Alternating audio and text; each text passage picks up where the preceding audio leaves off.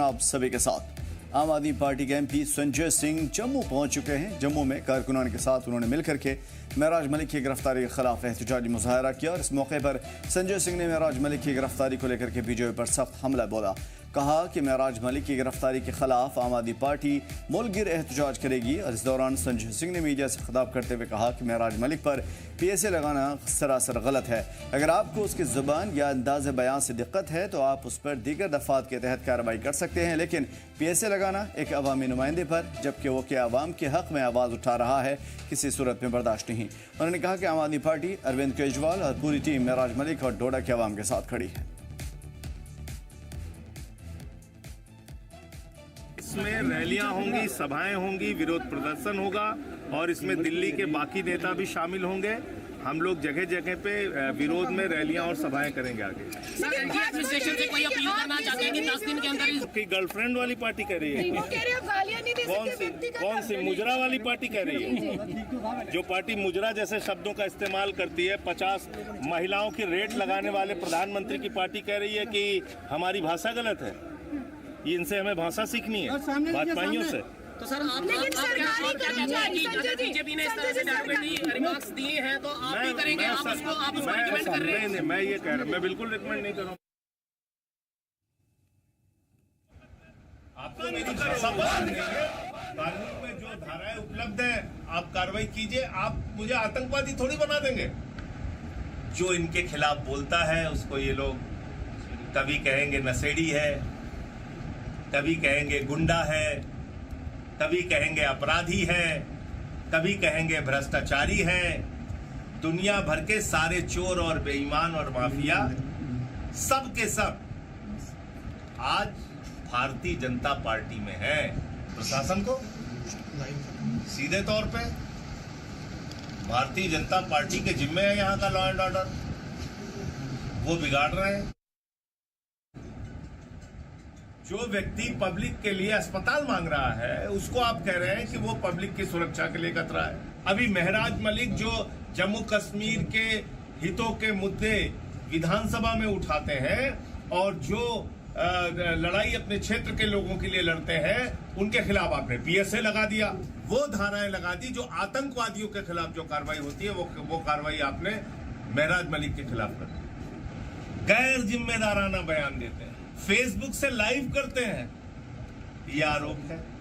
Facebook के 2 lakh follower उनके live करने से, उनके बयान देने से प्रभावित हो जाते हैं, ये आरोप है कि मजाक है। इस लड़ाई को हम तब तक जारी रखेंगे जब तक इसमें न्याय नहीं मिल जाता। मैं फिर दोहरा रहा हूं, अरविंद केजरीवाल जी और पूरी आम आदमी पार्टी इस मामले में महराज मलिक और उनके क्षेत्र की जनता के साथ, जम्मू कश्मीर की जनता के साथ खड़ी है। और संजय सिंह ने बीजेपी पर सख्त हमला किया और कहा कि एक चुने हुए नुमाइंदे पर PSA लगा के आवाम की आवाज़ को दबाने की कोशिश की जा रही है। हम इसके खिलाफ लड़ाई जारी रखेंगे। महराज मलिक को इंसाफ दिलाने के लिए कानूनी लड़ाई का सहारा भी लेंगे। उन्होंने उमर सरकार पर तंज कसा और कहा कि इलेक्शन से पहले जो बड़े बड़े दावे उमर अब्दुल्ला करते थे वो अब दिखाई नहीं दे रहे। यही वक्त है आवाम के हक की लड़ाई लड़ी जाए और एक साथ उठ खड़ा हुआ जाए। भारतीय जनता पार्टी को अगर उनके आंख की किरकिरी कोई इस देश में है तो अरविंद केजरीवाल और आम आदमी पार्टी है। वो हमारा विरोध करेगी, वो हमारे खिलाफ नारे लगाएगी, लेकिन हम अस्पताल की लड़ाई रोकेंगे नहीं, स्कूल की लड़ाई रोकेंगे नहीं, सड़कों की लड़ाई रोकेंगे नहीं, लोगों के हक की लड़ाई रोकेंगे नहीं। तुम्हें लगाना है मुकदमे, लगाओ मुकदमे।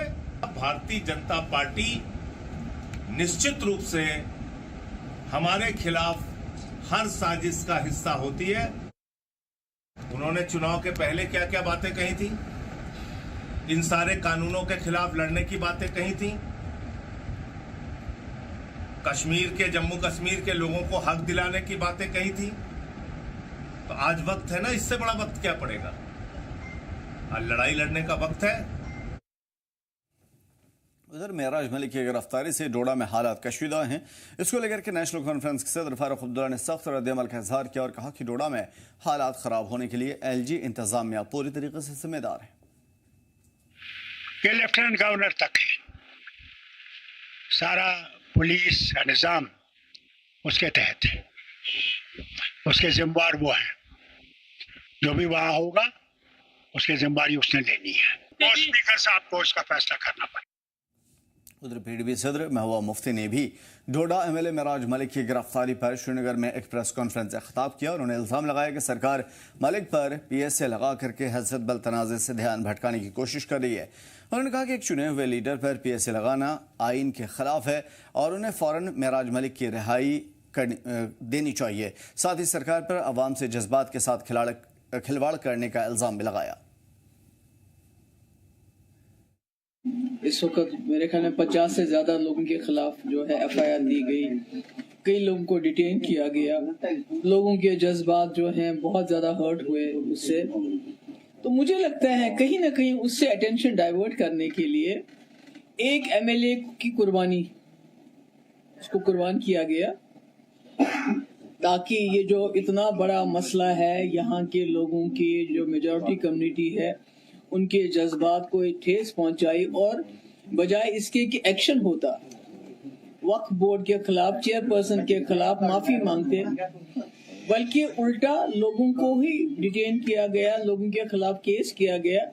तो ऐसे में समझती हूँ जो मेराज मलिक साहब हैं, हो सकता है उन्होंने कोई जबान की तलखी इस्तेमाल की हो, कोई ऐसे एब्यूसिव लैंग्वेज भी हो सकता है, मगर कहीं भी मतलब पब्लिक सेफ्टी एक्ट, एक एमएलए वो भी लगाना और उसके बाद इसलिए लगाना कि उसने कोई तलखलामी की, तो ये तो सीधे लगता है कि ये कश्मीर में जो सिचुएशन हो गई थी, जो लोगों के जज्बात मजरूह हो गए, जो यहाँ पर हजरत बल में सानिया हुआ, उससे किसी न किसी तरीके से अटेंशन डाइवर्ट करना चाहता है। तो राजौरी के मोहर में सब डिवीजन में आज सैकड़ों नौजवान एमएलए मेराज मलिक की गिरफ्तारी के खिलाफ सड़कों पर उतर आए। नौजवानों ने कहा कि मेराज मलिक ने हमेशा आवाम की आवाज़ उठाई है, इलाके की तरक्की, रोजगार, समाजी बहबूदगी के लिए काम किया है। एमएलए की गिरफ्तारी से लोगों में गुस्सा है, मगर नौजवानों ने पूरी पुरअमन तरीके से एहतजाज किया। उनका कहना है कि आवाम के चुने हुए नुमाइंदे के साथ नाइंसाफ़ी किसी भी सूरत में बर्दाश्त नहीं। एहतजाज कर रहे नौजवानों ने एलजी से मुतालबा किया कि मेराज मलिक को फौरन रिहा किया जाए और उन्हें इंसाफ दिया जाए।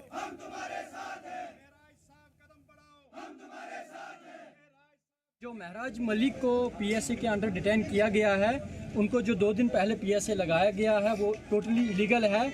डिप्टी कमिश्नर डोडा के खिलाफ जो इन्होंने अनपार्लियामेंट्री वर्ड जो यूज़ किए हैं, वो उसके लिए आपको एक प्रॉपर लीगल एक्शन लेना चाहिए था। एक उसके लिए लॉ बना हुआ है, कानूनी कार्रवाई होनी चाहिए थी। ये पीएसए लगाकर ये गरीबों की आवाज़ दबाना ये टोटली इलीगल है। और यहाँ की जो यूथ है, इस टाइम आप देखेंगे पूरे जम्मू कश्मीर में यूथ जो है वो सड़कों पर उतर आई है।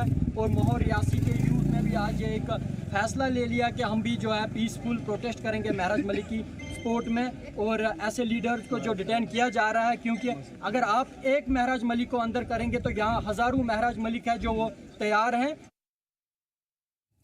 अब कई सारे सवाल पैदा होते हैं। क्या जम्मू कश्मीर में अगर एक एमएलए को पीएसए के तहत गिरफ्तार किया जाता है तो क्या पीडीपी के वो सारे दावे सही हैं जो इससे पहले किए गए हैं? नंबर 1।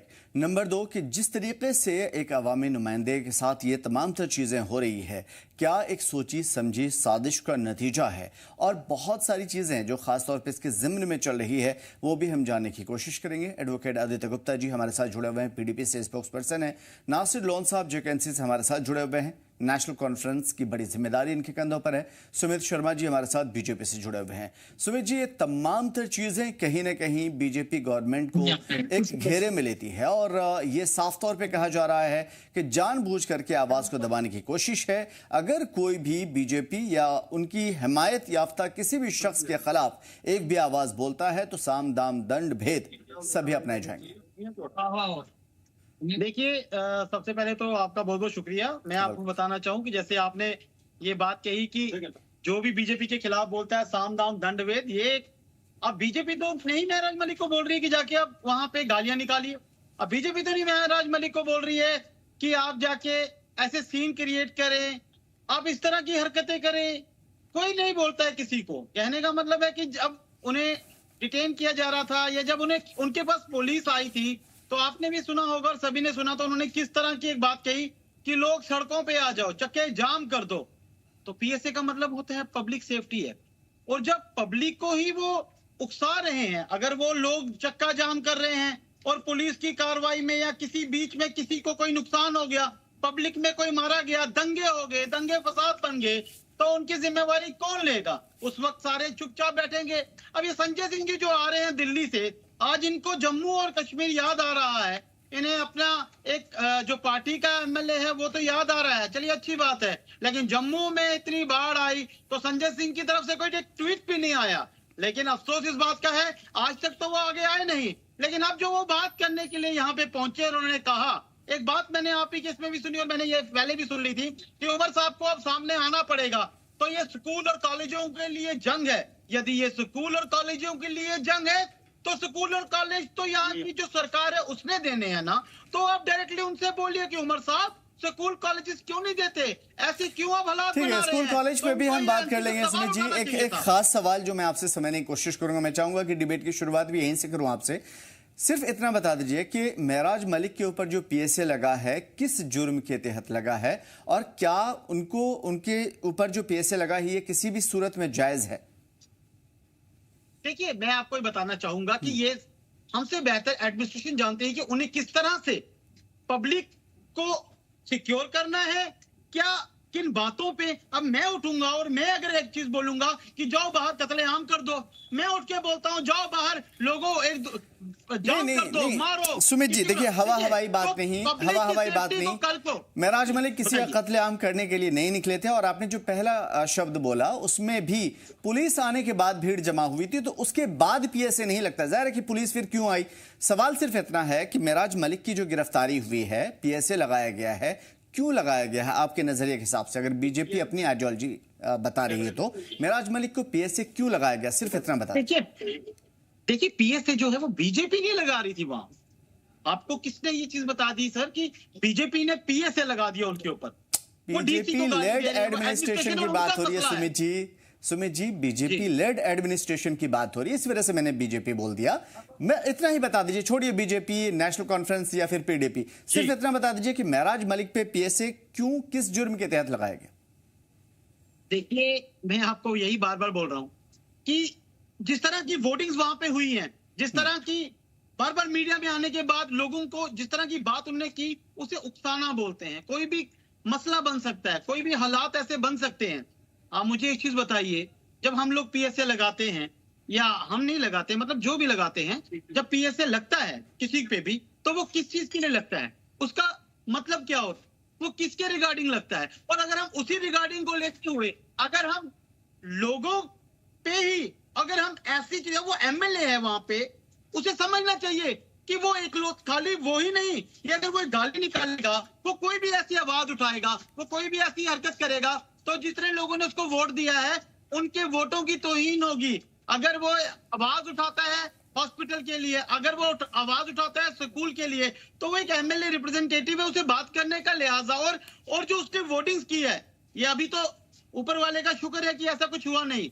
उम्मीद ये हो सकती थी कि कल को कुछ बड़ा मसला बन जाता, कोई बड़ी ऐसी चीज उनके अल्फाजों से, क्योंकि अगर उनकी एक आवाज पे वहां पे आपने भी बोला हजारों की तादाद में लोग आ सकते हैं, तो अगर वो बाहर रह के एक छोटी सी भी कोई टिप्पणी कर दे तो हजारों में कुछ ऊपर नीचे बात हो जाए। उसके बाद यही लोग और यही पार्टियां कल को एक बात करेंगे कि क्यों नहीं उस पे पीएसए लगाया था, कि अगर इन्हें पता था एडमिनिस्ट्रेशन को। मतलब साफ है कि एडमिनिस्ट्रेशन ने एक हाइपोथेटिकली सिचुएशन क्रिएट करके उन्हें गिरफ्तार और पीएसए लगा दिया, यानी ऐसा हो सकता था, चांसेस है। खैर, दो एडवोकेट हमारे साथ मौजूद हैं। एडवोकेट आदित्य गुप्ता जी, प्लीज मुझे भी समझाइए, आम लोगों को भी, क्योंकि जम्मू कश्मीर में क्या चल रहा है किसी को समझ में नहीं आ रहा। नमस्कार नमस्कार मैं आपको नमस्कार, मेरे फेलो पैनलिस्ट सबको नमस्कार, और आपके देखने वाले सब लोगों को भी मेरी तरफ से नमस्कार। ये एक ऐसी चीज है जिसके बारे में हम 2019 के बाद से कहते आ रहे हैं। 5 अगस्त 2019 के बाद सरकार का जो रवैया रहा है जम्मू कश्मीर के लोगों की तरफ, वो ये दर्शाता रहा है कि इनका अटेम्प्ट ये रहा है कि आवाजें दबा सके। किसी किस्म का सवाल इनको नजारा है, ये लोग सुन नहीं सकते किसी भी किस्म का सवाल। आप खुद सोचें कि कैसा पीएसए है जो गवर्नमेंट के इलेक्टेड रिप्रेजेंटेटिव के खिलाफ लग रहा है, जबकि वो सवाल किसको पूछ रहा है, वो सवाल लोगों का एडमिनिस्ट्रेशन को पूछ रहा है। 2019 के बाद ये एक किस्म का मैसेज बार बार डिलीवर करने की कोशिश की गई है एडमिनिस्ट्रेशन की तरफ से, एलजी प्रशासन की तरफ से, कि हम आपके इलेक्टेड रिप्रेजेंटेटिव्स, आप फॉर्मर चीफ मिनिस्टर्स, हम इन सबको डिटेन कर सकते हैं, हम इनके साथ ये सब कुछ कर सकते हैं। तो आम आदमी इस चीज से बिल्कुल समझ जाए कि सरकार आपके साथ एग्जैक्टली क्या क्या कर सकती है। और जहां तक बात रही जबान की, अगर वो बार बार कहते हैं महराज मलिक की जबान है, इस बारे में कोई दो राय नहीं है कि महराज मलिक की जबान या जिस तरीके से वो बात करते हैं वो तरीका सही नहीं है। वन पार्लियामेंट्री है, एक मेंबर लेजिस्लेटिव असेंबली को इस तरीके से बात नहीं करनी चाहिए। हालांकि चाहे उनका गर्ज है, कोई उनकी बात है जो उनको लगता है कि लोगों के बारे में कोई बात उनको तक पहुंचानी है एडमिनिस्ट्रेशन तक, उसको बात का एक तरीका होना चाहिए। उस तरीके से उन्होंने बात नहीं करते। लेकिन this does not attract public safety act. Public safety act ये साफ साफ दिखता है कि बेसिकली इनकी डीसी के साथ ही लड़ाई हुई, और एक किस्म से एडमिनिस्ट्रेशन की तरफ से उन्होंने कहा कि सवाल जवाब नहीं देना, महराज मलिक को हम अंदर कर देते हैं पीएसए लगा के, it will send a message. और वो सब कुछ रिवर्स में हो गया। आप देखें कल इतने लोग सड़कों पे आए हैं, इतनी दुनिया सड़क पे आई है उतर के, वो एक आदमी के लिए आई है उतर के। इसका मतलब यह है कि जिस पब्लिक को आप बचाना चाहते हैं पब्लिक सेफ्टी एक्ट लगाने के, वही महराज मलिक के साथ है, वही इलेक्टेड, वो एक डेमोक्रेटिक सेटअप के साथ है। ये जम्मू कश्मीर के लोगों ने साल पहले वोट डेमोक्रेसी के लिए किया था, लेकिन अफसरशाही और एलजी एडमिनिस्ट्रेशन बार बार कंसिस्टेंटली कोशिश करता जा रहा है तो अपने आप को एनफोर्स करने की। एक आखिरी पॉइंट मैं इसमें बताना चाहता हूं, इसमें एक अजीब सी बात यह है कि ये डीसी साहब के साथ ही लड़ाई थी।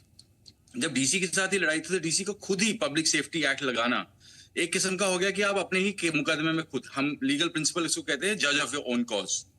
तो एक किस्म से डीसी साहब अपने ही कॉज के जज बन गए और उन्होंने खुद ही सजा कर दी। हालांकि what he should have done is like appropriately, अगर आपको डील करना है, अगर आप फैक्चुअली आप सही हैं, महराज जो कह रहा है बेशक उसकी जबान गलत है, अगर वो कोई चीज कह रहा है और वो गलत है, फैक्चुअली इनकरेक्ट है, you rectify it, and that is how the administration works. Administration ऐसे नहीं चल सकती। डीसी साहब को लगता है कि अगर वो एक पीएसए इंपोज करेंगे इलेक्टेड रिप्रेजेंटेटिव के साथ, अगर वो सवाल उठेगा तो ऐसे तो कोई भी हम में से कोई भी सवाल उठाएगा, एडमिनिस्ट्रेशन का यही तरीका रहेगा that they will impose public safety act. ठीक है, एक सवाल जो मैं खासतौर पे आदित्य जी आपकी तरफ आने की कोशिश करूंगा इस सवाल के साथ, उसके बाद मैं अपने साथी की जानिब आऊंगा। मैं आपसे ये समझने की कोशिश करूँ 2005 के बाद का दौर, जहां तक मैं देख पाता हूं शायद 2002 या 2005 के बीच का, शायद आप मुझे करेक्ट कर पाएं, उसके बाद 2015 के आसपास का दौर। इस पूरे दौर को अगर खंगाला जाता है तो उसमें भी ये इल्ज़ाम लगते हैं कि पीडीपी ने भी हालांकि ये बात कही थी कि पीएसए या अफसफा जैसे कानून की जो ताकत है, पावर है या मिसयूज है, इसे कम करने की कोशिश की जाएगी, लेकिन कहीं ना कहीं इनके दौर में भी इस चीज़ का गलत इस्तेमाल हुआ। और अगर आज बीजेपी लेड एडमिनिस्ट्रेशन करती है तो बुरा क्या है? देखिए, एक ब्लैंकेट तरीके से ना आप पीडीपी को कह सकते कि पीडीपी ने एक ब्लैंकेट तरीके से पब्लिक सेफ्टी एक्ट को यूटिलाइज किया या उसको मिसयूज किया। एक आप केस वाइज इसको कंपैरिजन कर सकते हैं। महराज का, अगर महराज के खिलाफ अगर आप कहते हैं केस, तो आप कहते हैं 18 एफआईआर हैं, 16 डायरी एंट्रीज हैं उसके खिलाफ, तो that's one part of it. लेकिन एट द सेम टाइम जिस चीज के ऊपर आप सडनली पीएसए लगा रहे हैं वो ही क्वेश्चनेबल है। आपको एक पब्लिक स्पैट है जो डिप्टी कमिश्नर और महराज मलिक के बीच में हुआ है, और उसके रिएक्शन में डिप्टी कमिश्नर ने एक पीएसए का ऑर्डर इशू किया हुआ है। तो ये मिसयूज है क्योंकि यहां पर आवाज बंद करने की कोशिश की है। आप कहां पर भी बता सकते हैं कि कहां पर पीडीपी ने ऐसा किया हो कि कोई इलेक्टेड रिप्रेजेंटेटिव या लोगों की अगर कोई टॉपिक के ऊपर बात हो रही है, कोई हेल्थ सेंटर के ऊपर बात हो रही है, उस चाहे आपको ट्रस्ट डिस्प्यूट हो उसकी, कहीं इलेक्टेड रिप्रेजेंटेटिव को आपने बंद किया हो। हम लोग कहते आए हैं बार बार कंसिस्टेंटली कि जम्मू कश्मीर का जो हल है दिक्कत का, उसमें सबसे इंपॉर्टेंट कॉन्स्टिट्यूएंट उसकी है बात करना, डायलॉग। और डायलॉग लोगों के साथ तभी हो सकता है अगर आप लोगों को उतनी स्पेस दो कि लोग बात कर सके। अगर आप बार बार लोगों को बंद करते रहोगे या उन पे प्रेशराइज करते रहोगे या उनकी बात को दबाने की कोशिश करोगे, फिर आप में और किसी भी अनाकी में कोई फर्क नहीं है। और मैं कंसिस्टेंटली इस व्यू का रहा हूं कि लेफ्टिनेंट गवर्नर मनोज सिन्हा का जो टेन्योर है 5 साल का, आई थिंक जम्मू कश्मीर की जब भी हिस्ट्री लिखी जाएगी एडमिनिस्ट्रेशन के मामले में, द हिस्ट्री विल जज हिम वेरी सिवियरली, क्योंकि he has misused a golden opportunity. ऊपर वाले ने एक गोल्डन अपॉर्चुनिटी दी थी मनोज सिन्हा को, और मनोज सिन्हा ने वो अपॉर्चुनिटी को ना सिर्फ गवाया क्योंकि उनको समझ ही नहीं आया कि यहाँ के लोग क्या हैं और लोगों को कैसे डील करना है। उन्होंने एक अनाकी और एक, क्योंकि ये आरएसएस बैकग्राउंड से आते हैं, तो RSS basically believes in the system of suppression, और उसी सप्रेशन और जिस तरीके से भारत सरकार चलती रही है उसी तरीके से। और एक बात और भी थी आमिर, अगर जब बार बार बात होती है जबान की महराज की, टू हिज डिफेंस अगर पीएसए उसकी जबान पे लग सकता है तो हम लोगों को भूलना नहीं चाहिए कि साल पहले पार्लियामेंट में मेंबर पार्लियामेंट बदूरी ने किस किस्म की जबान यूज की थी, किस किस्म की जबान प्राइम मिनिस्टर पब्लिक मंचों से इस्तेमाल करते हैं। या बीजेपी के लोकल एमएलए हैं यहाँ पे जम्मू बाहू से, उन्होंने एक प्रेस कॉन्फ्रेंस की थी, उन्होंने एक डिस्ट्रिक्ट माइनिंग ऑफिसर के बारे में जिस किस्म की लैंग्वेज यूज की थी और पब्लिकली कहा था मैं तेल लगा कर आग लगा दूंगा, मैं जान से मार दूंगा, वो लैंग्वेज के खिलाफ पीएसए नहीं है। और आपने महराज के खिलाफ पीएसए लगाया बिकॉज वो एडमिनिस्ट्रेशन का डायरेक्टली लगड़ गया है ऑन सम इशू, चाहे वो गलत है सही है, that's a different part, but since एक रिप्रेजेंटेटिव बात कर रहा है तो आपको उसकी बात सुननी चाहिए, उसको एक डेमोक्रेटिकली और एडमिनिस्ट्रेटिव लेवल से एड्रेस करना चाहिए। बड़ी बात ये है इस एक्शन से कॉन्फिडेंस ये डोडा में जरूर हुआ है, ये इंसिडेंट डोडा में हुआ है, लेकिन इसके इफेक्ट वैली के अंदर भी होते हैं। बड़ी बात है और ये सारी चीजें यकीनन आने वाले दिनों को काफी इफेक्ट करेगी। नासिर साहब, इल्जामात बहुत सारे हैं लेकिन मैं सीधा कट टू द पॉइंट आता हूं कि ऐसा कहा जा रहा है कि जो कुछ बोया था आज उसे काटा जा रहा है और उसकी तकलीफ है। जी पहले तो अस्सलाम वालेकुम और आदाब आमिर साहब आपको और मेरे को पैनलिस्ट उनको और आपके व्यूअर्स को। आई थिंक देखिए जो आज का डिबेट है पीएसए किस वजह से लाया गया था और उसको किस चीज के लिए यूज किया जा रहा है, इसमें बहुत ज्यादा अंतर है। इससे पहले भी काफी बार डिबेट हुए हैं कि पीएसए जब लाया गया तो वो किस वजह से लाया गया था और उसकी जो है मेन फोकस क्या था, जो टिम्बर स्मगलिंग को टैकल करने के लिए जब ये लाया गया था। उसके बाद काफी टाइम जब यहाँ पे एक सेपरेटिस्ट सेंटिमेंट था और कहीं लॉ एंड ऑर्डर की सिचुएशन अराइज होती थी स्टेट में, तो उस समय यूज किया जाता था। लेकिन आज का जो ये वाक़ा है, जो एक इलेक्टेड रिप्रेजेंटेटिव जो एक ऑनरेबल एमएलए डोडा के, उनके ऊपर पीएसए लगाना और महज इस बात के लिए कि उनकी लैंग्वेज ठीक नहीं है, आई थिंक इसमें बहुत बड़ा डिफरेंस है और बहुत संजीदगी से जो है इस पे सोचने की जरूरत है। जो हम पिछले 1 साल से कहते हुए आ रहे हैं कि जो यहाँ डुअल सिस्टम चल रहा है, जो एलजी साहब का एक जो अपना निज़ाम चल रहा है जिसमें उन्होंने एक पैरेलल सिस्टम खड़ा किया हुआ है जो ना कि अकाउंटेबल है और ना ही आंसरेबल है, ये उस चीज को वाजिया करता है कि अगर एक इलेक्टेड एमएलए किसी भी पब्लिक कंसर्न को रेज करते हैं, भले ही हमें उनकी लैंग्वेज से जो है इत्तेफाक ना हो। देखिए महराज मलिक साहब ने इससे पहले भी जो है उनकी लैंग्वेजेस पे जो है हमारे डिफरेंसेस रहे हैं। उन्होंने पिछली असेंबली सेशन के दौरान मरहूम मुफ्ती साहब के बारे में कुछ जो है गलत अल्फाज यूज किए थे जिसमें हम सब ने उसको कंडेम किया अक्रॉस पार्टी लाइंस, और पीडीपी ने भी जो है उनको काउंटर किया। लेकिन कहीं भी आपने ये नहीं देखा कि पीडीपी जाके जो है रिक्वेस्ट करेगी कि इसको पीएसए लगा दो या इसको एफआईआर दे दो या ये जो है इसके खिलाफ सख्त से सख्त जो है क्या नाम है इसका कार्रवाई की जाए। ठीक है, आपको एक डिफरेंसेस हो सकते हैं किसी इंसान की लैंग्वेज से, लेकिन आप एज एन इलेक्टेड रिप्रेजेंटेटिव आपका मेन काम है लोगों की वॉइस जो है वो रेज करना। आपको लोगों ने क्यों चुना है?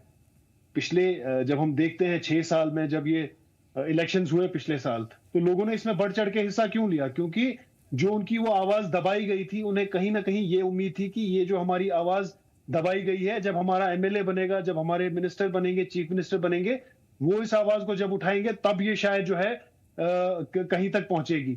लेकिन जब आप इस तरह से रवैया अपनाएंगे कि अगर आपको एक इलेक्टेड रिप्रेजेंटेटिव कोई पब्लिक इशू के लिए वॉइस रेज कर रहा है, भले ही उसकी लैंग्वेज सही नहीं है, और आप उसके जवाब में उसको जो है वापस जवाब ना देते हुए या उसके जो क्वेरी है उसको आंसर ना करते हुए या जो उसका कंसर्न है उसमें आप बिल्कुल अपनी सफाई दे सकते थे कि क्या रीजंस रहे, जो भी वो इशू था उसके उस पे ना जाके आप सीधा उस पे पीएसए लगा देते हैं, उसे पुलिस के पास डिटेन करा देते हैं, उसे अरेस्ट करवा देते हैं। तो कहीं ना कहीं ये वो प्रॉब्लम जो हम पिछले 1 साल से कंटिन्यूसली कहते हुए आ रहे हैं, ये उस चीज को दर्शाता है। और ये जैसा मेरे भाई आदित्य कह रहे थे कि ये वो एक मैसेज सेंड करना चाहते हैं कि अगर आपके एमएलए के साथ हम ये हाल, अगर आप एक एमएलए इलेक्टेड एमएलए का हम ये हाल कर सकते हैं तो एक आम इंसान का क्या करेंगे। और जैसे आदित्य कह रहे थे कि इसके रेपरकशन सिर्फ डोडा तक सीमित नहीं रहेंगे। इनफैक्ट मैं आज ही अभी मैं ट्विटर पे पढ़ रहा था कि एक ऑनरेबल एमएलए जो है किसी कमिश्नर के ऑफिस में गए थे जहां जो है उनको बिठाया गया आधा एक घंटा, और फाइनली मतलब that commissioner did not meet him, उन्हें जो है वो उठ के जो है एमएलए वहां से चले गए। तो ये इस इंसिडेंट से आप एक्चुअली जो है आप ये क्लियर करना चाहते हैं कि जो इलेक्टेड रिप्रेजेंटेटिव्स है उनकी कोई वैल्यू ही नहीं है। जो लोग हैं, जिन लोगों ने उनको एतमाद दिया है, जिनको वो रिप्रेजेंट कर रहे हैं, उनका कोई वैल्यू ही नहीं है। यहाँ तानाशाही है, अफसर राज है, इनकी मर्जी है, जैसे ये चलाना चाहेंगे वैसे चलाएंगे। जिस तरीके से अगर ये सारी बातें हो रही है, सेम पीडीपी इस तरह की आवाज दूसरी मर्तबा भी, यानी ये तो अभी नई सिचुएशन क्रिएट हुई है, लेकिन इसके अलावा भी पसे पर्दा पीडीपी ने लगातार इसके खिलाफ आवाज उठाई है। तो नेशनल कॉन्फ्रेंस उस टाइम पे कहां रहती है? अभी भी साथ में आ जाइए और आवाज उठाइए नौजवानों के लिए जो जेलों में बंद है। मेरे ख्याल से आदित्य जी जो है नेशनल यूथ प्रेसिडेंट भी है पीडीपी के, बोलिए इनके सामने में कि चलिए ठीक है, उठ खड़े होते हैं जम्मू कश्मीर के नौजवानों के लिए। आमिर साहब, मैं कह रहा हूं नेशनल कॉन्फ्रेंस ने तो वाजिया तौर पे ये कह दिया कि हम पीएसए के खिलाफ हैं और हम इंशाल्लाह इसको जो है we want to eradicate it, we want to remove this law from the books of from our law books. हालांकि कोशिश लगातार, देखिए शेख अब्दुल्ला साहब के जमाने में बना, आपने कई मरतबा कहा भी कि हम इसे धीरे धीरे इसकी पावर को कम कर देंगे, और इसका गलत इस्तेमाल आज हुआ है जिसे आप मान रहे हैं। एक चीज मैं इस हवाले से पूछूंगा, लेकिन मैं पहले ये इससे पहले हम पे भी, अगर आपको याद होगा, जब 2019 में जब 370 हटाया गया, हाँ, जो हमारे इलेक्टेड पार्लियामेंट मेंबर थे, honourable parliament member Farooq Abdullah साहब, उन पे पीएसए लगाया इन्होंने। जो एक्स चीफ मिनिस्टर थे उमर अब्दुल्ला साहब, यही तो मैं बार बार पूछ रहा हूं सर, मैं यही तो बार बार पूछ रहा हूं कि पीएसए का इस्तेमाल आप लोगों ने भी सोशल वर्कर्स के खिलाफ किया, बहुत सारे नौजवान इसके लपेटे में आए, हमसे बेहतर आप जानते हैं। तो फिर आज बीजेपी लेड एडमिनिस्ट्रेशन कर रही है, तो फिर बुरा क्या है? नहीं, लेकिन कॉन्टेक्स्ट देखिए ना आप। अगर जैसे आदित्य कह रहे थे कि आप केस बाय केस कंपैरिजन करिए, हो सकता है कि माजी में शायद कभी जो है इसका मिसयूज हुआ होगा जी, लेकिन two wrongs don't make a right. आपकी ये जवाजियत नहीं रह सकती कि जस्ट बिकॉज पास्ट में इसका मिसयूज हुआ है तो हम आज जस्टिफाई करते हैं कि आज हम अगर मिसयूज करें तो पॉइंट है, समझ में आता है। बिल्कुल सुमित जी, मैं आपकी तरफ आता हूं। देखिए, आपने कहा था नया कश्मीर नया भारत का एक नारा दिया था, हम सभी को पसंद आया था और आज भी उस चीज को फॉलो करते हैं। क्या यही नया कश्मीर का नारा था? आपने बहुत सारी चीजें, बहुत सारा आईना दिखाया, ख्वाब दिखाए, और आज एक अवामी नुमाइंदे को जेल के सलाखों के पीछे धकेल दिया पीएसए लगा करके, जिसका जवाब न एडमिनिस्ट्रेशन के पास है, न सरकार के पास, और न आम आदमी के पास। देखिए, जो नया कश्मीर नया भारत, वो आपने, मैं बार बार आपकी डिबेटों में कई बार आके बोल चुका हूँ, और जो यहाँ पे मेरे साथी प्रवक्ता बैठे हुए हैं उन्हें भी पता है, नया कश्मीर का मतलब जो था वो जनता के रिलेटेड ही था, और जनता को उसकी सुविधाएं मिल रही हैं। ऐसा नहीं है कि नहीं मिल रही हैं, हर एक सुविधा जनता ले रही है। आज ट्रेनें जा रही हैं, आज रोड टूटे हैं तो लोग ट्रेनों से आज कश्मीर पहुंचे। ये नया कश्मीर का मतलब है कि लोगों की सुविधाओं के लिए ये पीएसए को लेकर इतना एग्रेसिव एमसी पार्टी वाले जो हो रहे हैं। मैं इनसे भी एक सवाल अगर पूछूं कि डॉक्टर श्यामा प्रसाद मुखर्जी जब जम्मू कश्मीर में आए थे, 12 दिन तक उनको डिटेन किया, छुपा के रखा, और बाद में वो मिले तो कहाँ? उनको वो अंतिम संस्कार के लिए भी उनको नहीं नजर आने दिया। वो सब क्या था? तब तो पीएसए वीएसए तो था भी नहीं, उनको तो जान से ही खत्म कर दिया गया था। उसकी कभी स्पष्टीकरण के लिए किसी ने आवाज नहीं उठाई।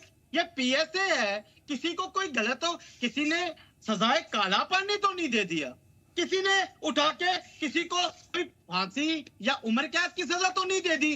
पीएसए का एक छोटा सा पब्लिक सेफ्टी एक्ट के तहत बात उठी। सुमित जी, छोटा सा नहीं है, कम से कम 3 महीने जेल, ज्यादा से ज्यादा 2 साल जेल, बगैर किसी ट्रायल के, बगैर किसी जमानत के। जी बोलिए। आमिर जी, पहले मेरी बात क्लियर होने दीजिए। मुझे लगता है कि आप हमें टाइम नहीं देते हैं। प्लीज बोलिए, आप पूरा टाइम। आप हमें भी टाइम दीजिए भाई साहब, हम भी अगर हमें बुलाया गया होता है। अरे सरकार बोलिए, आप पूरा टाइम आपके पास, बोलिए। पता क्या होता है, फिर हम वेट ही करते रहते। चलिए कोई बात नहीं, छोड़िए इस चीज को, आप बोलिए, कंटिन्यू कीजिए। देखिए आमिर साहब मेरी बात सुनिए। आमिर साहब, आज ये जम्मू कश्मीर जो बट रहा था, जो जम्मू कश्मीर को कई चीजों पे, जातों पे, पातों पे, धर्मों पे बांटा गया था बहुत कई वर्षों से। आज चिशोदी में आपदा आई, किश्तवाड़ के एरिया में हमारे मुस्लिम भाई, हमारे सिख भाई सब खड़े रहे। ये है एक कश्मीर में नया कश्मीर, नया जम्मू कश्मीर। यहाँ प्रेम भाव चलता है। डोडा की बात ये यहाँ पे कर रहे हैं कि डोडा में लोग बाहर निकल आए और कहते हैं कि इसमें एक एमएलए ने अगर बात बोल दी तो वो गलत बोलता है, लेकिन वो दिल का अच्छा। भाई साहब, दिल का अच्छा तो हमने थोड़े ना दिल पे पत्थर मारे। हम ये बोल रहे हैं, कल वहां पे पुलिस कर्मियों के ऊपर पथराव किया गया। आमिर साहब मुझे बताइए, बदले में कोई पुलिस वालों की तरफ से हादसा हो जाता, कोई बेगुनाह मारा जाता, कोई बच्चा किसी का मारा जाता, कोई भी इंसिडेंट हो जाता वहां पे, तो उसके बाद हालात बिगड़ते, लोग मरते, तो फिर उसके बाद पीएसए लगाते तो क्या फायदा? क्योंकि हालात बिगाड़ेंगे। एक आदमी, आज आप महराज मलिक की बात करते हैं, बहुत बड़े बड़े लीडर्स, यहाँ नामी ग्रामी लीडर्स जो जेलों में गए, देश हित के लिए, किसी बात के लिए, किसी चीज के लिए उन्होंने जाते हुए ये बयानबाजी नहीं की। मुझे लगता है साउथ की फिल्मों का असर ज्यादा चढ़ गया था महराज साहब के ऊपर। यहाँ पे साउथ की फिल्म नहीं चल रही है, ये जम्मू कश्मीर है, जम्मू कश्मीर के मुद्दे हैं, जम्मू कश्मीर के लोगों की जो बातें हैं, आप उनको, डीसी साहब से आपके हाथ मिलाए हुए कई फोटो आ रहे हैं महराज साहब के, जब इन्होंने, आज स्टेडियम बन रहे हैं वहां पे डोडा में, आज कई जगहों पे वहां पे कार्य हो रहे हैं। आप मुझे बताइए, ऐसा कुछ था तो लोग सड़क पर डीसी साहब के लिए पहले क्यों नहीं उतरे? आज ही क्यों उतरे? आज उनके ऊपर क्यों इस तरह की बात की गई कि सारे रोडों पे आ जाओ, सब चक्का जाम कर दो? सर मैंने भी बहुत मूवीज देखी हैं बॉलीवुड की, जिसमें जब ऐसी बात होती थी तो वहां पे भी ऐसे कई विलन ऐसी बातें कर जाते थे कि रोड पे आओ और चक्का जाम कर दो। सर आप सच्चे हैं ना? आपके अंदर आप मानते हो कि आप जो कर रहे हो सही हो, तो आप लोगों को क्यों उकसा रहे हो चीज के लिए? लोगों ने आना था, वो अपने तरीके से आके बात रखते। चलिए, अगर आप बात पूरी हो गई तो मैं आपसे सवाल कर लूं। जी पूछिए। हाँ, अभी हाल फिलहाल में दरगाह हजरत बल वाला मामला हुआ, हादसा हुआ, वो सही था गलत था उससे थोड़ी देर के लिए साइड लाइन रखते हैं, लेकिन डॉक्टर दरख्शान अंद्राबी के एक स्टेटमेंट की वजह से, let me complete please sir. Doctor Darakhshan Andrabi के एक स्टेटमेंट की वजह से कितना बड़ा क्योस क्रिएट हुआ, यहां तक के फसाद होते होते बचा। ये आपने भी देखा, मैंने भी देखा, पूरी दुनिया ने देखा। क्या उनके ऊपर पीएसए लगा? खुद महराज मलिक की मां को मां बहन की गालियां देते हुए बीजेपी के लीडरान ऑन कैमरा रिकॉर्ड होते हैं, क्या उनके ऊपर पीएसए लगा? असेंबली के बाहर मारपीट, धक्का मुक्की और इस तरह की सिचुएशन क्रिएट होती है, तो फिर ये दोहरा मापदंड होगा तो कहीं ना कहीं सवाल उठेंगे कि क्या मनमानियां चल रही हैं। सुमित जी। आमिर जी मेरी बात ध्यान से सुनना आप प्लीज। मैं आपको बताना चाहूं, जो सबसे पहले आपने अंद्राबी जी की बात की, मुझे बताइए वहां पे क्या कश्मीर का सारा मुस्लिम खड़ा था? वहां चुनिंदा कुछ लोग थे। हम भी उस हजरत बल की रिस्पेक्ट करते हैं, सभी धर्म करते हैं।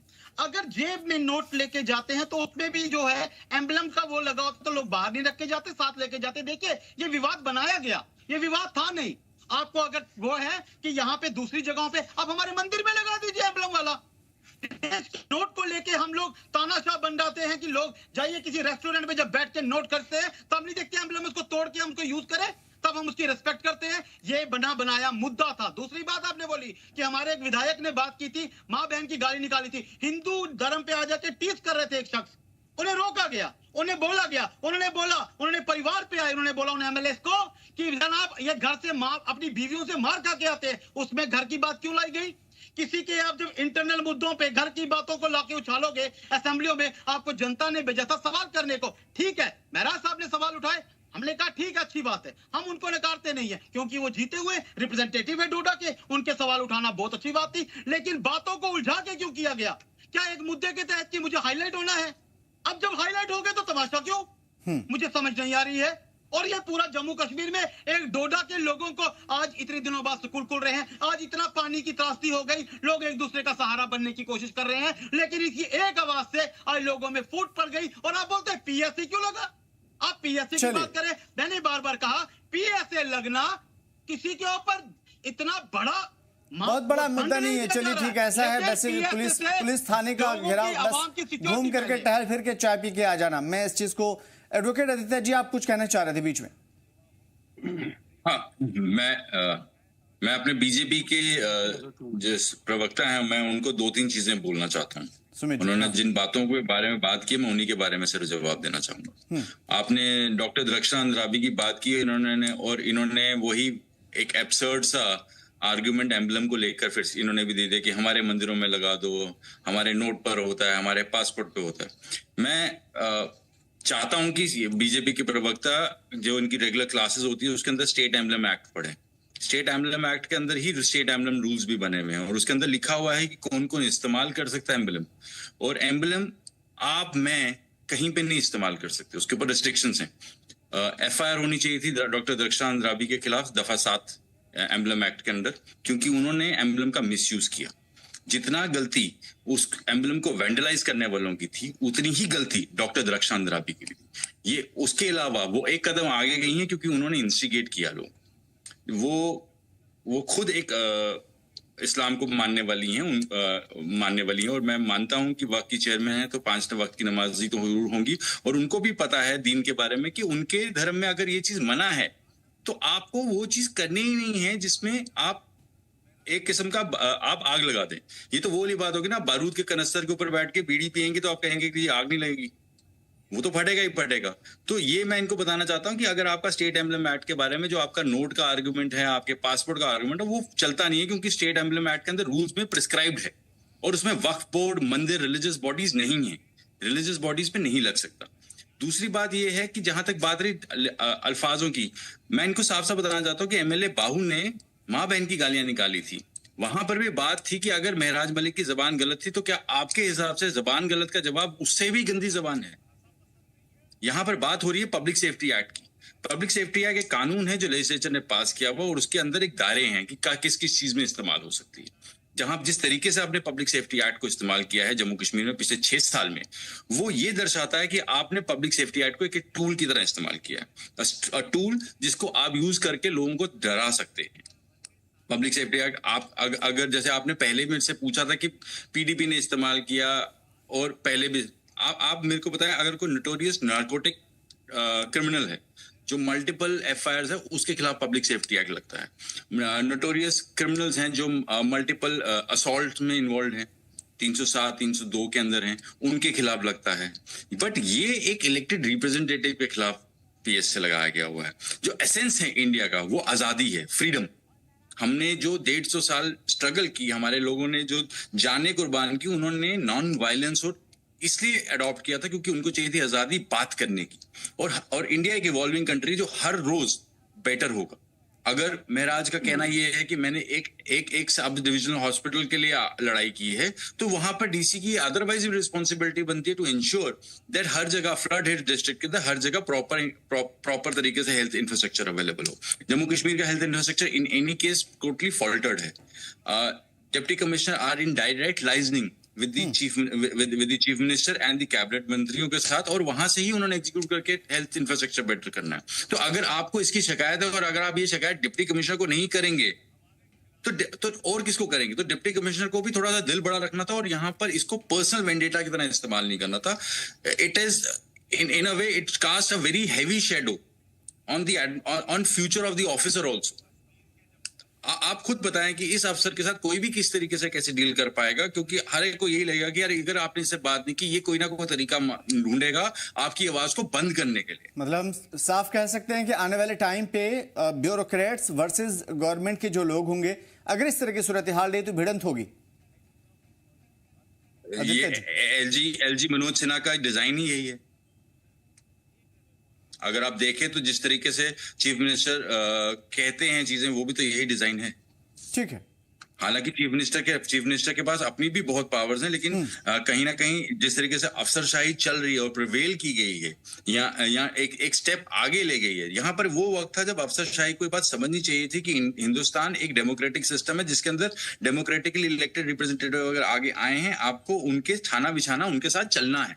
मतलब साफ है कि अफसरशाही को समझ में आ गया है कि फिलहाल यूटी ही रहेगा, इसे अभी बदला नहीं जा सकता। इस वजह से जो भी मनमानी चाहो कर लो, यूटी हो स्टेट हो, अगर आप हिंदुस्तान के अंदर काम करते हैं, आप संविधान के दायरे में काम करते हैं और आपको काम डेमोक्रेसी और डेमोक्रेटिक सेटअप को दिमाग में रखकर करना चाहिए। इतना तो मिनिमम एक्सपेक्टेड होता है ना ऑफ एन आईएएस ऑफिसर। ठीक है नासिर साहब, माफ कीजिएगा, सुमित साहब मैं जवाब लूंगा इसका जो भी आदित्य जी ने कहा है, लेकिन नासिर साहब के पास काफी देर से नहीं आया। नासिर साहब, इस मर्तबा जो भी असेंबली लगेगी, क्या उम्मीद कर सकते हैं कि इसे रिपील करने के लिए पीएसए को आप रिकमेंड करेंगे या फिर कोई रेजोल्यूशन पास करेंगे? हालांकि बात इससे पहले भी हुई है लेकिन हुआ कुछ नहीं। बिल्कुल, देखिए न सिर्फ पीएसए को रिपील करने की, आई थिंक ये जो एक इंसिडेंट हुआ है, जो आने वाला असेंबली सेशन है, उसमें ये इस पे एक थ्रेडबेयर डिस्कशन होना चाहिए कि अगर ऐसी सिचुएशन अराइज होती है तो हमारे पब्लिक रिप्रेजेंटेटिव्स जो है इरेस्पेक्टिव ऑफ पार्टीज, कल को हो सकता है किसी बीजेपी के एमएलए पे भी जो है पीएसए लगा दिया जाएगा। तो उसके लिए मुझे लगता है एक डिस्कशन होना चाहिए और एक जो है एक डिसीजन लेना चाहिए हमारी यहाँ की असेंबली को कि ये जो अफसरशाही पिछले 6 साल से हम पे थोपी गई है और जो बेलगाम घोड़ों की तरह जो है अपनी मनमानी चला रहे हैं पिछले 6 साल से, अगर ये अब भी नहीं रुकी तो फिर कब रुकेगी? क्योंकि देखिए, जहां तक हम पब्लिक रिप्रेजेंटेटिव्स की बात करते हैं, जो हमारा डेमोक्रेटिक सेटअप है, सिस्टम है, पब्लिक रिप्रेजेंटेटिव्स की जरूरत ही क्यों है? पब्लिक रिप्रेजेंटेटिव्स की जरूरत इसीलिए है ताकि एक पब्लिक का जो है वो प्रेशर रहे यहाँ की ब्यूरोक्रेसी पे, यहाँ के सिस्टम पे। क्योंकि जो एक पॉलिटिशियन होता है, बिलखसूस जो एक इलेक्टेड पॉलिटिशियन होता है, इलेक्टेड एमएलए होता है या इलेक्टेड मेंबर ऑफ पार्लियामेंट होता है, वो जवाबदेह होता है अपनी आवाम के, अपने जो उसके कॉन्स्टिट्यूएंसी के लोग होते हैं उनको, और वो हमेशा उस प्रेशर में काम करता है। वो हमेशा जो भी उनके इलाके के लोग होते हैं, जो उनकी आवाज होती है, जो उनके इश्यूज होते हैं, वो कंपेल्ड होता है वो सुनने के लिए, क्योंकि उसे पता है कि उसे पब्लिक का जो रिप्रेजेंटेटिव है उसकी कोई अहमियत नहीं है, और लोग भी यही कह रहे हैं। बिल्कुल मैं वही कह रहा हूं कि अगर हमें अफसर ये जताने लगे कि जो ये सिर्फ एमएलए की बेइज्जती नहीं है या एमएलए पे पीएसए नहीं लगाया गया है, ये डोडा की तमाम आवाम पे पीएसए लगाया गया है, जो उस कॉन्स्टिट्यूएंसी के लोग हैं, जो 1 लाख 1.5 लाख लोग हैं जिन्होंने अपना नुमाइंदा चुना है ताकि वो उनको रिप्रेजेंट कर सके हर एक फोरम पे। ये पीएसए उन पे लगाया गया है कि आप लोगों की आवाज की जो है कोई वैल्यू नहीं है, हम जो यहाँ चाहेंगे वही होगा। तो आई थिंक उस पे बहुत एक स्ट्रिक्ट एक्शन लेने की जरूरत है। बिलखसूस मैं उम्मीद करूंगा इंशाल्लाह जो आने वाला असेंबली का सेशन होगा उस पे irrespective of party line, in fact मैं ये मानता हूं कि मुझे लगता है बीजेपी वालों को भी जो है उसमें बढ़ चढ़ कर हिस्सा लेना चाहिए कि अगर एक इलेक्टेड एमएलए कभी ऐसी सिचुएशन में पड़ता है तो जो हमारी असेंबली है वो कैसे उनको बैक करे और वो कैसे इस चीज को ठीक करे। तो मैं इंशाल्लाह उम्मीद करता हूं कि आने वाले असेंबली सेशन में इस पे बहुत जोर शोर से डिस्कशन भी बातचीत होगी, डिस्कशन होगा और शायद ये चीजें सामने आ पाए। सुमित जी, आप बीच में कुछ कहना चाह रहे थे। देखिए, मैं बताना चाहूँ एनसी के जो यहाँ पे जो भी प्रवक्ता बैठे होंगे उनको बोलिए कि ये जो इसके लिए तो डीसी साहब ने आगे किसको भेजा था वहां से, वो भी तो इन्हीं के जो असेंबली में बैठे हुए अपने क्या बोलते हैं स्पीकर साहब है, उन्होंने तो उसको किया ना, उन्होंने तो साइन करके उसको आगे किया। लगना चाहिए उन्होंने सिर्फ उनको नोटिफाई किया गया, उन्होंने वो जो इंफॉर्मेशन है वो पास ऑन की सारे लेजिस्लेटर्स को, जो कि रूल है कि अगर किसी एमएलए पे ऐसा जो है पीएसए या कोई ऐसी कानूनी कार्रवाई होती है तो जो है असेंबली को फॉर्मली इन्फॉर्म किया जाता है। तो उन्होंने सिर्फ ये किया है कि जो वो कन्वे जो किया गया मैसेज उनके सेक्रेटेरिएट को, उन्होंने वो मैसेज जो है पूरे असेंबली के, अगर असेंबली इन सेशन होती है तो असेंबली में ये इंफॉर्मेशन दी जाती है, अगर सेशन में नहीं है तो जितने भी मेंबर्स हैं। लेकिन ठीक है सुमित जी, मैं आपकी तरफ आऊंगा। जहां तक मैं समझ पा रहा हूं सुमित जी की बात में दम भी है, क्योंकि वहीद रहमान पराबी नासिर साहब सेम बातें कहते हुए नजर आए थे। नहीं बिल्कुल, मैं वही बोल रहा हूं आपको। उसपे राथर साहब ने जो है वाजिया तौर पे प्रेस कॉन्फ्रेंस भी बुलाई थी और उन्होंने कहा भी कि जो रोल था स्पीकर का, असेंबली सेक्रेटेरिएट का, वो सिर्फ यहां तक महदूद है कि जो उनको इंफॉर्मेशन पहुंचाई गई थ्रू जो है डिस्ट्रिक्ट एडमिनिस्ट्रेशन, आई थिंक शायद डीसी साहब ने जो है वो लेटर असेंबली सेक्रेटेरिएट भेजा था, और उनका जो वो इंफॉर्मेशन है वो हर एक मेंबर तक कन्वे करने के लिए था। ठीक है, मैं सुमित जी माफी के साथ आपसे 30 सेकंड लूंगा। एडवोकेट साहब, आप कुछ कहना चाह रहे थे, जल्दी से बोलिए।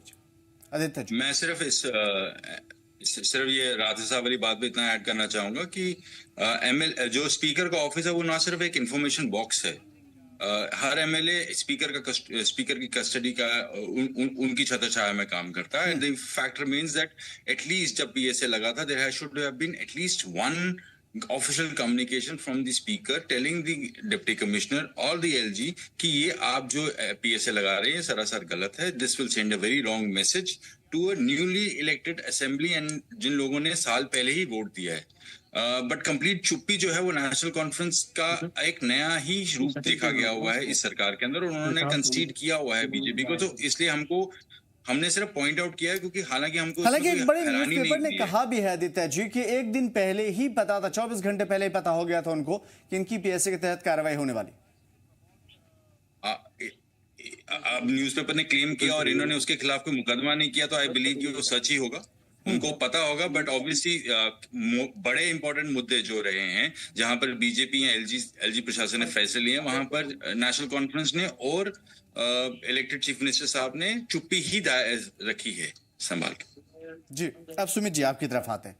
देखिए, मैं आपको जो एक छोटी सी बात जिसपे आप पूरी ये डिबेट थी वो था कि पीएसए क्यों लगा था। मैं आपको डिटेल में बताता हूँ, थोड़ी सी बात मैं बता दूं इसमें कि जो जानकारी हमारे पास भी है कि वहां पे कोई एक डिस्पेंसरी थी जिसके रिलेटेड जो था महराज मलिक जो था वो कह रहा था कि इस डिस्पेंसरी को शिफ्ट करके यहाँ पे किया जाए, जो हमारे पास की जानकारी थी, और वो उनके कार्यकर्ता थे। लेकिन जहां पे वो कहना चाहते थे कि चेंज होनी है, वो जगह सेफ्टी के एक्ट के तहत सही नहीं थी। लेकिन वो उसके रिलेटेड उन्होंने डीसी साहब से भी जब बात की तो उन्होंने उस चीज को बोला था कि ये जगह सेफ नहीं है, लेकिन उस पर उन्होंने जोर देकर उनको प्रेशराइज करने की कोशिश की थी, जिसकी वजह से ये सारा मुद्दा गर्म आया। जब वो डीसी साहब, देखिए डीसी जो होते हैं ना, वो एक पोस्ट, अगर एमएलए एक रिप्रेजेंटेटिव है तो डीसी भी एक पढ़ाई करके एक एडमिनिस्ट्रेटिव ऑफिसर बैठे होते हैं, उन्हें सारी जिम्मेवारी उनके अंडर भी रहती है। तो उन्होंने इस चीज पे ये बात रही थी, बट जिसको महराज जी ने बात को थोड़ा सा इधर चेंज करके इसको अपना मीडिया में उठा के बात उठाई, और जिससे इतना बड़ा हंगामा उठा, और उन्होंने जो डी साहब ने जो चीज की, उन्होंने पब्लिक सेफ्टी एक्ट के तहत ये चीज कदम उठाया, और बस इतना सा बात थी कि पीएसए इस वजह से लगा। और उम्मीद है कि जो एनसी और पीडीपी के यहाँ पे बैठे होंगे उनसे भी उम्मीद है कि आप भी आप लोग जब बात करते हैं तो बड़ी शांतिपूर्वक तरीके से बात रहती है, अच्छा लगता है। उम्मीद है कि आप लोग भी इन लोगों को जैसे महराज जी को और इनको समझाइएगा कि सर देखिए, कोई भी बात होती है ना, उसे वो डीसी साहब से बैठ के 10-15 लोग अपने साथ लेके उस बात को रखते, ना ये इश्यू बनते, ना ये बात बनती। किसी को शौक नहीं है किसी को पीएसए लगाने का, लेकिन उम्मीद है कि जनता को बेवकूफ ना बनाया जाए। सुमित जी, मालूम है आपको कि 1 साल से ये मामला चल रहा था? जी बिल्कुल, ये लंबी बात थी। इसके बीच में हमने ये भी देखा था कि जो महराज साहब और इल्जामात भी लगे थे कि डीसी साहब ने प्राइवेट हाथों में मनमाने तरीके से ये आरोग्य मंदिर को सौंप दिया था। इस तरह की बातें भी चली हैं, इल्जाम दर इल्जाम दोनों तरफ से। बिल्कुल, मैं कह रहा हूं आपको कि देखिए, मैंने ये भी देखा। नासिर साहब कुछ कह रहे थे आप? ये सुमित जी बहुत ही मतलब कहते हैं ना, he is trying to defend the इनडिफेंसिबल।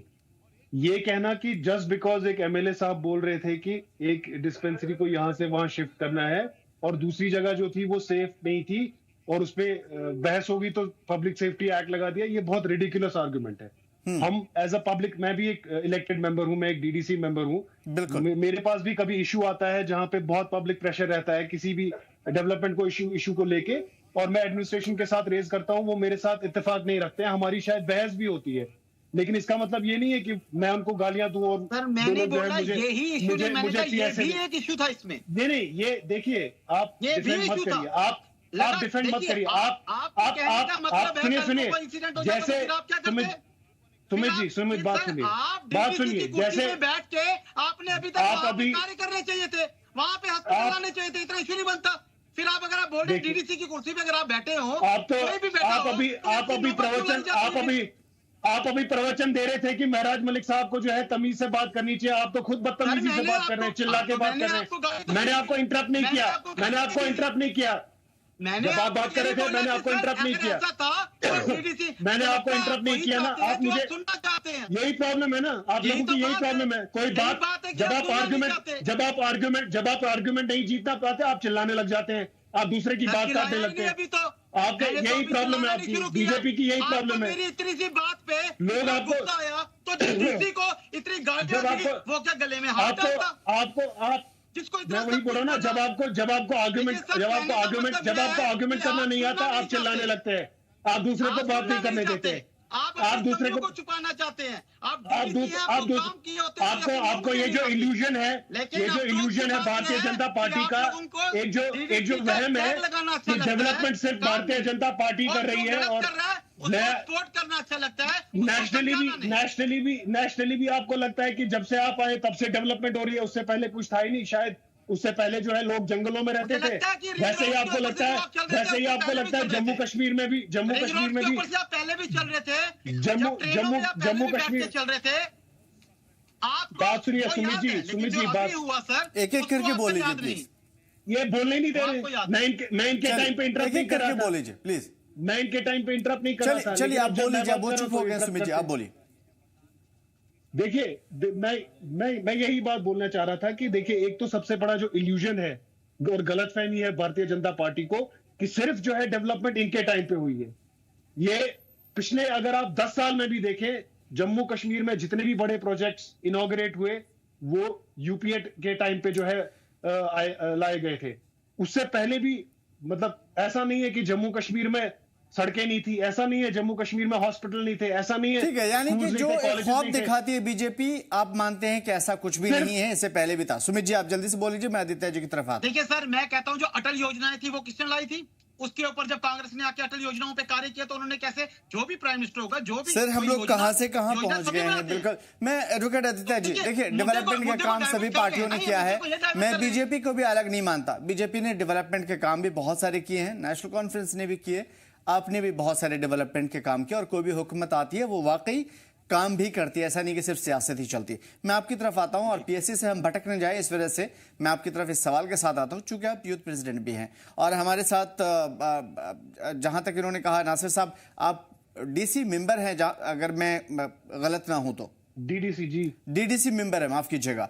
तो ये और साथ में बीजेपी के लोग हैं। मैं खास तौर पे आप तीनों हजरात से मैं एक एक करके पूछूंगा, एडवोकेट जी आपसे, कि जो इस वक्त सिचुएशन है, सिनेरियो किसी के हक में नहीं। आपको पता है कि जम्मू कश्मीर अभी एक लंबे मुद्दत से प्रॉब्लम से गुजरा, उसके बाद दहशतगर्दी देखी, उसके बाद ये कुदरती आफात आने लगे, मुआशी तौर पे इकोनॉमिकली हम कमज़ोर हो गए, और उसके बाद अब सूरत हाल ये है कि अवाम में कहीं ना कहीं एक आक्रोश है, अजीब सी सूरत हाल है और कुछ भी लोगों की डेवलपमेंट नहीं हो पा रहे। एज ए यूथ प्रेसिडेंट अब आपकी क्या जिम्मेदारी बनती है और कैसे इन तमाम तर चीज़ों को टैकल करेंगे? देखें, मैं इस मामले में काफी सही साफ रहा हूं कि सरकार इस वक्त दो रास्तों पे चलती है। एक नेशनल कॉन्फ्रेंस चला रही है और दूसरा एलजी एडमिनिस्ट्रेशन चला रही है। हमारा काम एज अ प्रिंसिपल ऑपोजिशन और as a solid voice of Jammu Kashmir, हमारा हमेशा ये रहा है कि हम जहां तक बात रही है लोगों के, स्टूडेंट्स की या युवाओं की नौकरियों की, हम उसी इश्यूज पे रहे हैं। लेकिन एक डेवलपमेंट के दौरान में एक बड़ा मेजर फैक्टर है, वो डर है।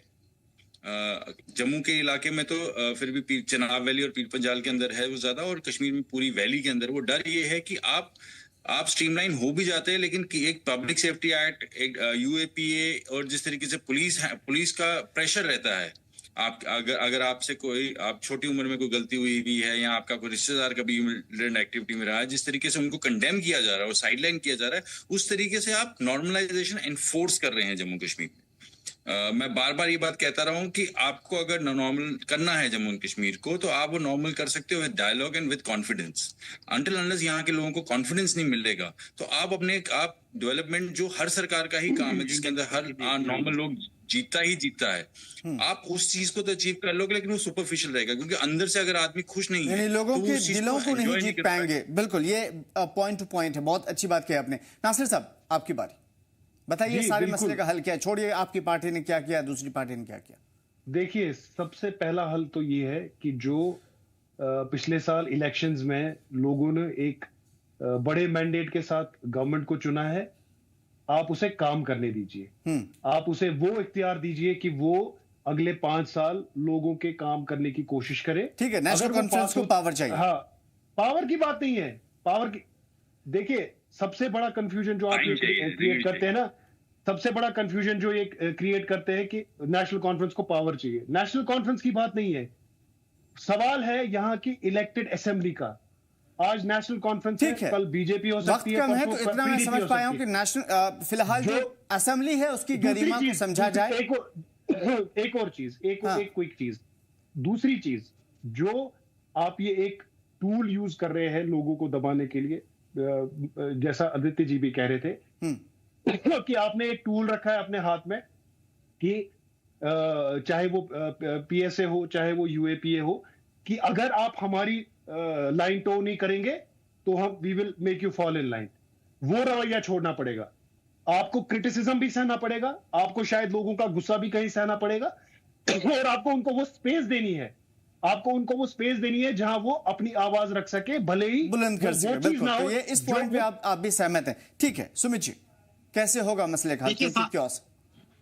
देखिए, मसलों का हल हो रहा है, लोग खुश है, अवाम खुश है। जहां कश्मीर में एक तिरंगे के लिए इतनी लड़ाई करते थे, गलत गाइड किया जाता था, आज वो सारे लोग बढ़ चढ़ के इस देश के साथ खड़े हैं। आज युवा खड़े हैं, आज आईएएस अफसर श्रीनगर के भी बन रहे हैं, जम्मू के भी बन रहे हैं। आज सारे जो लोग हैं वो खुद से जहां गलती होगी वहां पे बात करने के लिए उनको ये कह रहे स्पेस सबको दी जाती है, लेकिन कहने का मतलब ठीक है, यानी कि बीजेपी का साफ तौर पे कहना है कि डेवलपमेंट हो रहा, डेवलपमेंट के ही कगार पे हम चल रहे हैं। हालांकि सिचुएशन कई सारी वजूहात फैक्टर्स की वजह से हो रहे हैं। हालांकि अभी आदित्य जी ने एक नया सोशा छोड़ा है, इसके ऊपर भी एक लंबी डिबेट हो सकती है, लेकिन मैं उम्मीद करूंगा कि इस बात को हम आगे कर लें और इस तरीके से हम कंटिन्यू कर लेंगे इस चीज़ को। फिलहाल के लिए आज के लिए माफ़ी, बहुत बहुत शुक्रिया हमारे साथ जुड़ने के लिए और बेबाकी से अपनी बात रखने के लिए। सुमित जी आपका बहुत बहुत शुक्रिया। नासिर लोन साहब आपका बहुत बहुत शुक्रिया। एडवोकेट आदित्य गुप्ता जी, जिस तरह की बातें हुई आज उससे साफ जाहिर है कि जम्मू कश्मीर की जो सूरत हाल है सब उसकी बेहतरी चाहता है, लेकिन हालात